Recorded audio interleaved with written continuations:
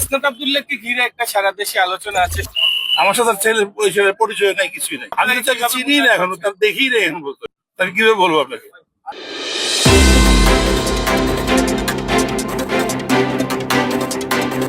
হাসনাত আব্দুল্লাহকে চেনেন না বলে মন্তব্য করেছেন একই আসনের বিএনপি থেকে মনোনীত প্রার্থী ইঞ্জিনিয়ার মঞ্জুরুল আহসান মুন্সি। এই মন্তব্য হাসনাত আব্দুল্লাহর কানে পৌঁছানোর পর তিনি পাল্টা প্রতিক্রিয়ায় কি বলছেন চলুন জেনে নিই। হাসনাত আব্দুল্লাহ সাম্প্রতিক জুলাই অভ্যুত্থানের অন্যতম নেতৃত্ব দেওয়া তরুণ রাজনৈতিক সংগঠক হিসেবে ইতোমধ্যেই আলোচনায় থাকা একটি নাম। তিনি জাতীয় নাগরিক পার্টির এনসিপির দক্ষিণাঞ্চলের মুখ্য সমন্বয়ক।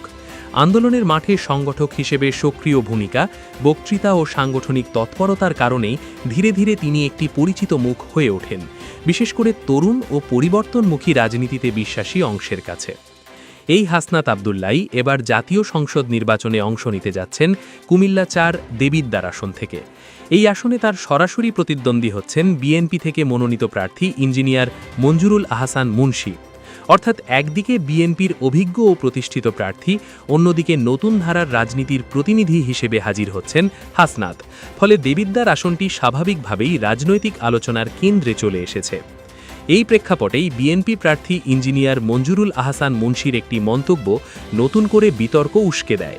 তিনি প্রকাশ্যে বলেন তিনি হাসনাত আব্দুল্লাহকে চেনেন না। তার এই বক্তব্য রাজনৈতিক মহলে নানা প্রশ্নের জন্ম দেয়। একই আসনের প্রতিদ্বন্দ্বী প্রার্থী হয়েও চেনেন না বলা কি অবজ্ঞা নাকি আত্মবিশ্বাসের বহিঃপ্রকাশ? এই মন্তব্য হাসনাত আব্দুল্লাহর কানে পৌঁছানোর পর তিনি পাল্টা প্রতিক্রিয়ায় বলেন, আমাকে আপনি চেনেন না এটা সমস্যা না, কিন্তু আমি আপনাকে চিনে নেব ব্যালটের মাধ্যমে। নির্বাচনে আপনাকে হারিয়ে আমি আপনাকে হারে হারে চিনিয়ে দেব আমি আসলে কে। তার এই বক্তব্যে ছিল আত্মবিশ্বাস, একই সঙ্গে প্রতিষ্ঠিত রাজনীতির প্রতি এক ধরনের চ্যালেঞ্জ।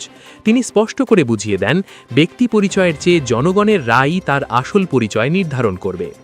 হাসনাতের এই প্রতিক্রিয়াকে অনেকে দেখছেন নতুন প্রজন্মের রাজনীতির ভাষা হিসেবে, যেখানে নাম, পরিচিতি বা দলের পুরনো কাঠামোর চেয়ে জনগণের সমর্থনকে বেশি গুরুত্ব দেওয়া হচ্ছে। আবার সমালোচকের মতে বিএনপির মতো বড় দলের প্রার্থীর বিপক্ষে দাঁড়িয়ে জয় পাওয়া সহজ হবে না, বিশেষ করে দেবিদ্বারের মতো রাজনৈতিকভাবে গুরুত্বপূর্ণ আসনে। সব মিলিয়ে প্রশ্নটা এখন দর্শক ও ভোটারদের কাছেই। আপনারা কি হাসনাত আব্দুল্লাহর এই অবস্থানের সঙ্গে একমত? একজন নতুন ধারার রাজনীতিক হিসেবে তিনি কি সত্যিই কুমিল্লা ৪ আসনে জয়ী হতে পারবেন, নাকি অভিজ্ঞতা ও বড় দলের সাংগঠনিক শক্তির কাছেই হার মানতে হবে তাকে? সিদ্ধান্ত শেষ পর্যন্ত দেবিদ্বারের ভোটারদের হাতেই।